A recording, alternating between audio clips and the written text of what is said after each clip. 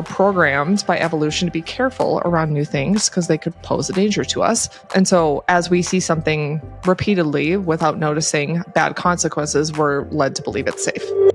Marketing Architects. Hello, and welcome to the Marketing Architects, a research-first podcast dedicated to answering your toughest marketing questions.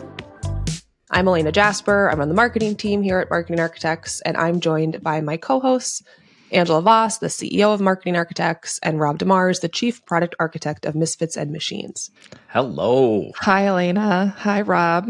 We're back with our thoughts on some recent marketing news, always trying to root our opinions in data, research, and what drives business results.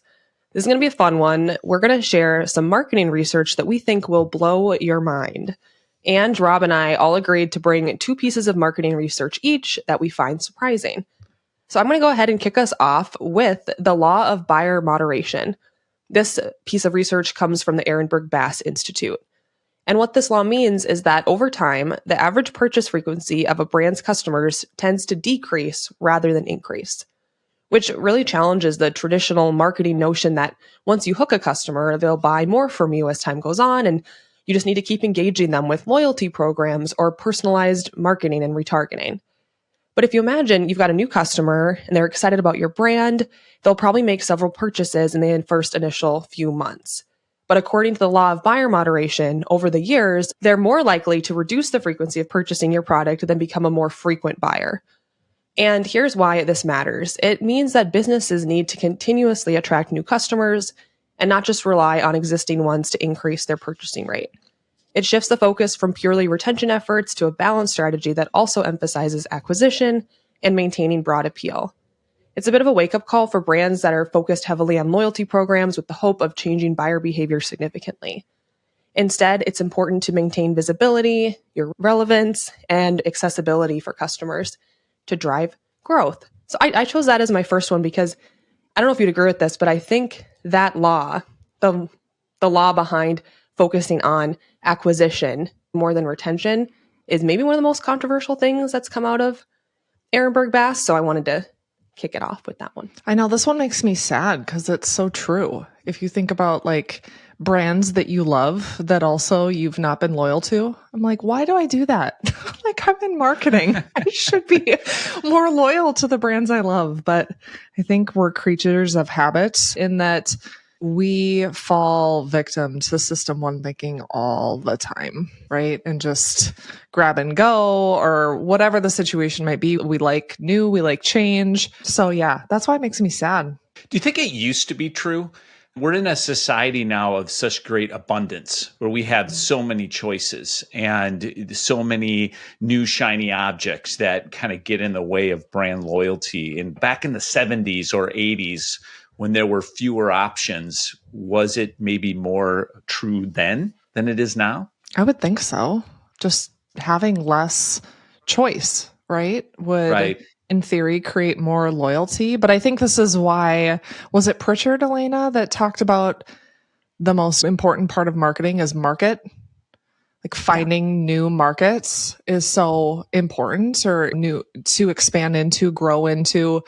I think this ties right into that, right? We will lose the majority of the customers that we gain eventually. And so, of course, loyalty does matter. We shouldn't be giving zero focus to it, but for sure, the vast majority of your energy and resources as a brand should ensure we're finding new markets to market in, new customers to gain, new audiences to find appeal and relevance with our brand, that type of thing. That's why we're such huge proponents of reach. Rob, I think that's a good point that I think it's probably gotten even more extreme because this research, it wasn't just published. I mean, Ehrenberg-Bass has been looking into this stuff for a really long time, but I'll bet you're right that over time, as we have new platforms, I bet that it's getting worse. I've even heard that, like, you think about someone like Amazon that you would think has all the market share they could possibly want. They're so dominant. Like, they're starting to lose market share to Temu and Shein. Right. And so even like the biggest players, they can't just rely on loyalty. And you'd think, what am I more loyal to than Amazon? Like, I order from Amazon every single day and they're still losing some customers, which probably explains why they do so much advertising. think we're in such an era of disruption as well. That's kind of an overused term, but people love to come in and disrupt product categories, and that has to impact loyalty as well. It's like, wow, there's a whole new way. I mean, right now you're talking about Temu, right? Like that's a whole new thing. I didn't even heard of Temu 6 months ago, and now I see it hit the credit card all the time. So it's definitely new players in the space, new ways of solving problems that old brands have solved, and people are interested to see if there's a better mousetrap out there. I was listening to just a podcast about this the other day. Amazon is more targeted now to people that want to shop quickly. Like I'm in and out. I need my paper towels. It's right there. And Temu and Shein, like these new apps are starting to more gamify the experience. So all of a sudden you could see like there's markets sort of breaking off, and Amazon's going to have to decide, do we want to expand into that more like gaming, almost TikTok experience of shopping? But yeah, they came in and found a different opportunity.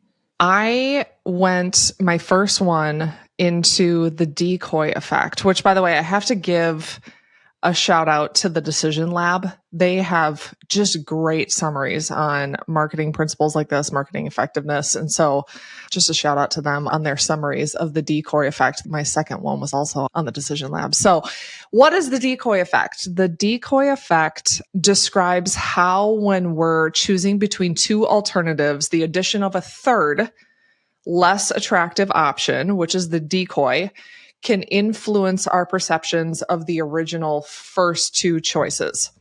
And so typically these decoys are what they call asymmetrically dominated, meaning they're completely inferior to one option, which is the target, but only partially inferior to the other. This happens all the time. I was talking to Rob about this yesterday. Like movie theaters are like classic at the decoy effect. So you're lining up at a movie theater to get popcorn. Maybe you're not super hungry, so you think you'll get a small, but then when you get to the counter, you see the small is $3, the medium is $6.50, and the large is $7. You didn't need a whole large popcorn, because who does ever? But you end up buying it anyway because it's a much better deal than the medium. So in this example, we can consider the large popcorn as the target that the movie theater wants you to purchase. The small popcorn is the competitor, but by adding the medium, which is the decoy, since it's only 50 cents less than the large one, the movie theater convinces you to get the large, eat the whole dang thing. Right? I am such a sucker for this. I mean, it's just, come on. Like, I do not need a barrel of popcorn. But of course, for a nickel more, I'm going to get it and swim in it. Yeah, I love this one, especially as it relates to, we talk about television a lot and its ability to help brands maintain premium pricing. And so when you think about price elasticity and pricing strategy, kind of depending on what your product or service is, subscription models, this happens all the time. Like great, again, at decoy effect. Especially in the software space too. Now there's just more and more subscription services out there, and they always come in threes.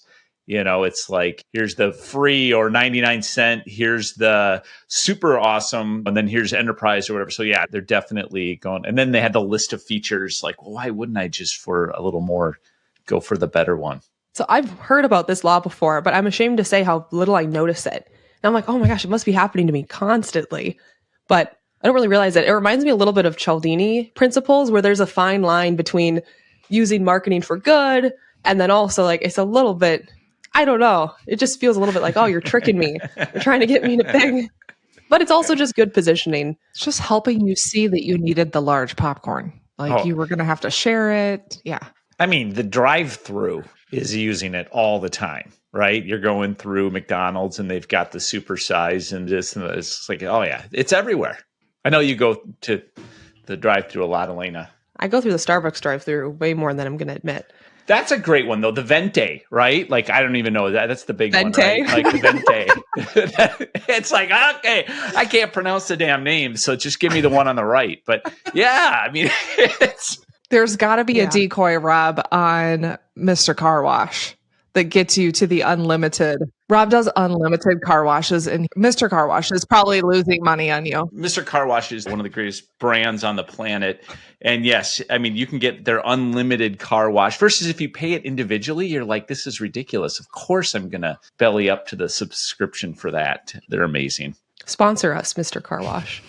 Let's move on. Well, this one's a brain mind blower. That was the assignment, right? Like, what is just like totally blowing your mind right now? Are AI influencers going to take over the world, or at least marketing? That is the question. A recent study by Hyper Auditor found that AI influencers have an average engagement rate of 3.6% compared to their human counterparts of 1.3%. This suggests that AI influencers are more successful at capturing and holding the attention of their audience. Additionally, AI influencers offer brands unparalleled flexibility and control. They can be customized to fit any desired aesthetic, personality, or niche, ensuring perfect alignment with the brand's image and target audience. However, the study also found that AI influencers have a lower conversion rate than human influencers, meaning they are less effective at driving sales. One possible explanation for this discrepancy is the lack of authenticity associated with AI influencers. Also, a 2023 survey by Morning Consult revealed that 63% of consumers prefer to see real people in ads, while only 14% prefer to see AI influencers.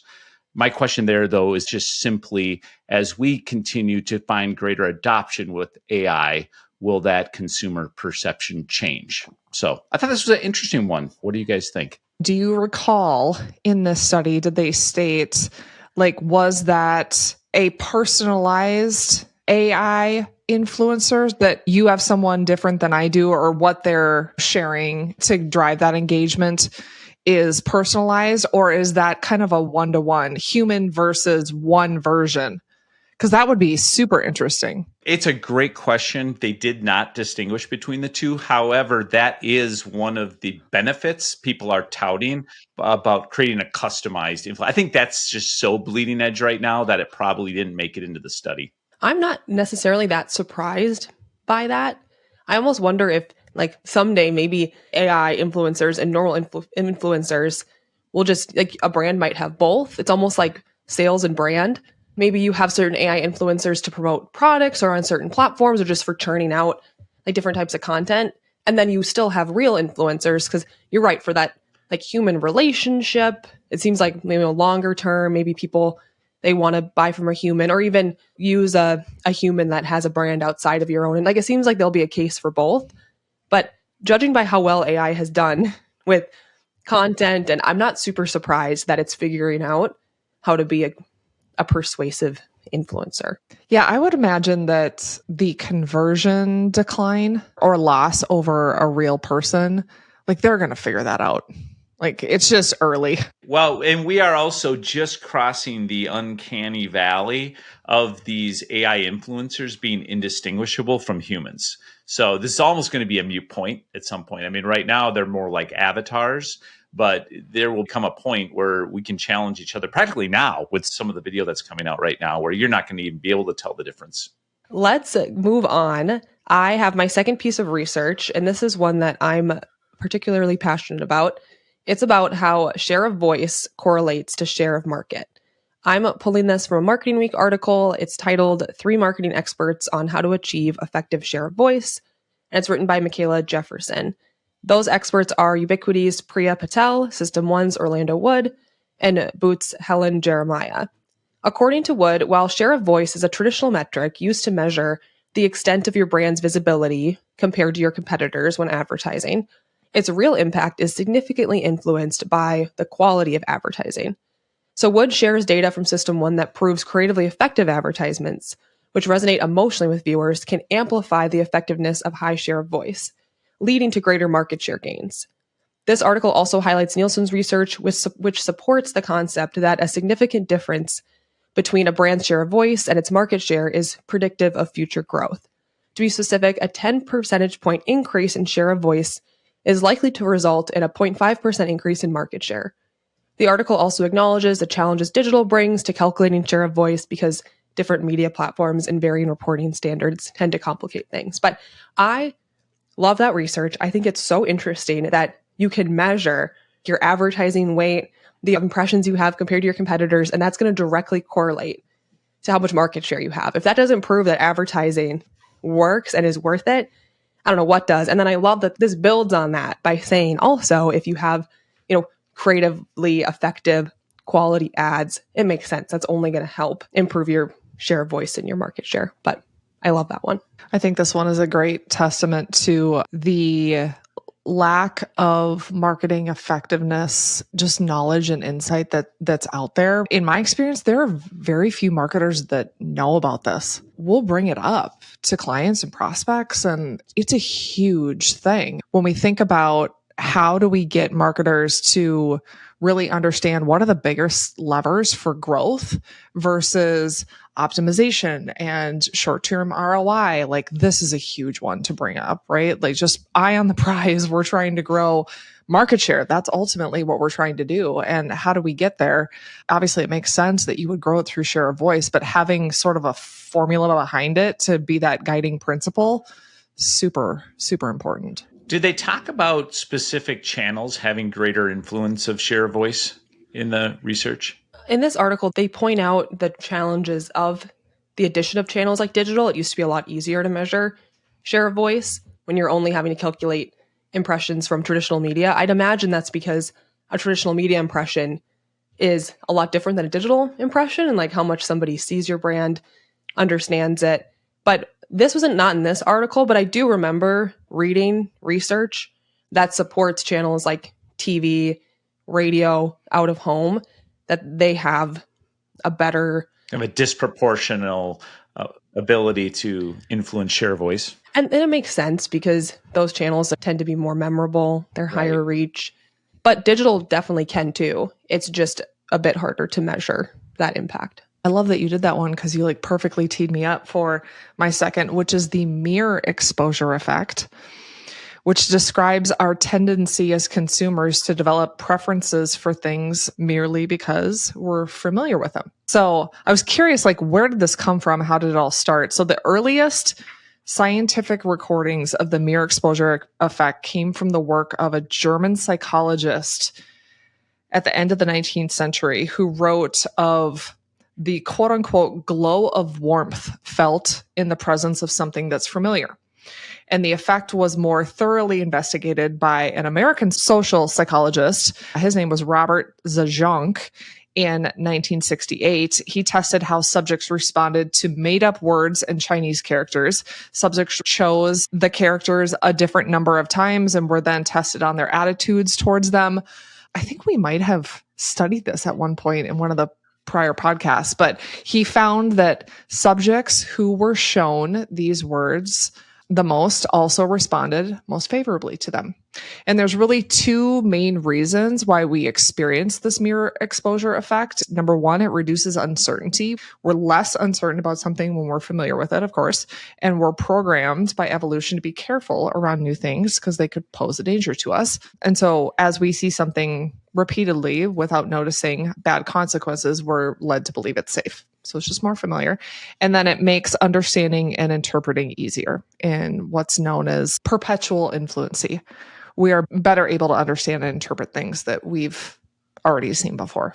I'm trying to understand the metaphor, a mirror effect. So if I like something, and so can you break it like... Well, Rob, it's not mirror like a hand mirror. It's MERE. Yes. If that helps. Mere exposure effect. Like just exposure will help you like something more. Now I get it. Because I'm like, a mere exposure. So as soon as Ange said that, I was thinking, I wonder if people listening will think it's MIRROR. Got it. Because I'm like, where's the analogy baked into this? Monkey see, monkey do, like mirror, like, okay, got it. The more you stare at yourself in a mirror, Rob, the more you're going to like yourself. Just keep doing it. That is not true. It's not true at all. Does this work with people? Like the more time we spend with Rob and the exposure we have to him, the more you might start to like me at some point. Yes. I don't know. I think I'm more the law of diminishing moderation or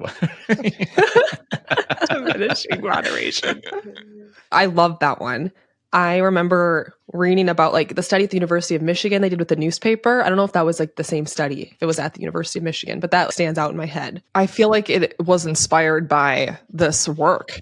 You know what I mean? Because it's so similar to what they did. Where they showed them like words, and then they had to take a survey at the end of which words did they like more. And even if they were completely random, made up words, they thought that they meant more positive things because they had seen them before. I love this one. I did a LinkedIn post on this a while ago and really looked into it. And it's another thing I love whenever there's something simple in marketing. It's like if you simply show your brand to more people more often, they are more likely to buy from you. And isn't that nice to have something that's just like a simple, more people see you, the more they're going to like you and then buy. Okay, Rob. All right. So I have another one related to AI. Large language models, as we know, LLMs, are poised to revolutionize market research by potentially replacing human participants in certain studies. So a study in marketing science titled Determining the Validity of Large Language Models for Automated Perceptual Analysis, authored by smart folks from the University of California, Berkeley, the University of Alberta, Columbia University. They all found that LLMs can replicate human responses with 75 to 85% accuracy. This high agreement rate indicates that LLMs can effectively generate consumer insights, speeding up research processes and reducing costs significantly. I just found this super interesting. I think I found it interesting on a couple levels. One, I'll confess on the Misfits and Machines side of things, we're really focused in this area and running a lot of beta experiments around how can you use large language models to replicate consumer insight.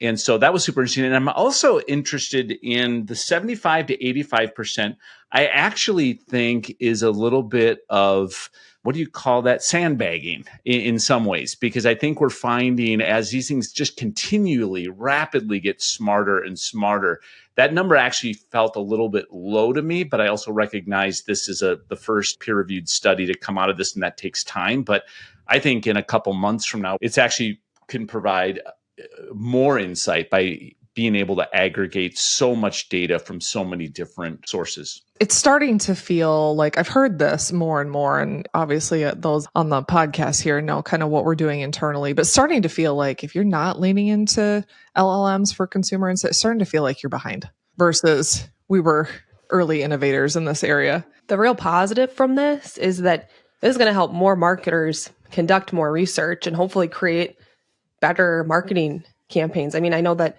Apple's recent iPad fiasco, I saw that some people put that into Claude and it would have told them, you probably shouldn't share this. And I just think about now any marketer could use something like ChatGPT, could use Claude to test concepts or look into their audience. It's cool, the opportunity that everybody's going to have. It's a great equalizer, especially considering just how expensive and time consuming it is to do it the old fashioned way. And hopefully removing some of that human bias that comes from a lot of the research process too. Well, those were very diverse and and fun pieces of research. So thank you both. I'm starting to understand how Rob feels when we do Nerd Alert, like just having to listen in real time and like digest it and respond. It's not easy, Rob. So props to you. Well, let's wrap this up here. I've got one last question for both of you. What's your favorite non-marketing related academic research finding? Absolutely. This one, it just blew my mind. Chickens prefer attractive people. That's right. A study conducted in Sweden showed that chickens tend to prefer attractive people. Researchers found that chickens would peck more often at pictures of people considered attractive by human standards, suggesting that aesthetic preferences might not be unique just to us humans. Hold on, that means they like them more?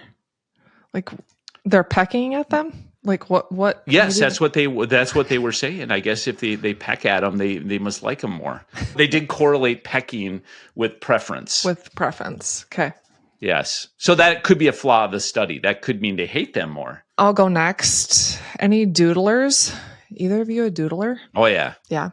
Like drawing? Yeah. Yeah, like you doodle while you're thinking or whatever. So I'm doodling right now. Okay. For some reason, it sounds worse when Rob says it. Doodling meaning a pencil and a piece of paper. A study published in Applied Cognitive Psychology found that doodling while listening to a monotonous telephone message improved recall by 29%. So it's the effect of doodling on memory. I didn't hear anything you just said because I was doodling. All right, I'm going to bring us home. Struggling. We should have just cut it off after Rob's last research. If we record for more than 30 minutes, it's just goes off the rails. Downhill. This is why the episodes are short, if anyone was wondering. Okay. Mine is from the University of Manchester. It compiled 17 different research papers, and they found that pets can help people manage their long-term mental health conditions. I looked into this because I just got a puppy, and she's driving me crazy right now. So I'm really banking on these long-term impacts of having a dog. But the study, it reviewed papers on the impacts of animals, including cats, dogs, goldfish, hamsters, and finches, on their owners' mental health challenges. And they found that pets helped owners manage their feelings. The animals were seen as being non-judgmental, and they helped alleviate loneliness. Even a hamster gave pet owners a sense of purchase, which I can attest to because I'm one of those adults that has a hamster and he does give me purpose.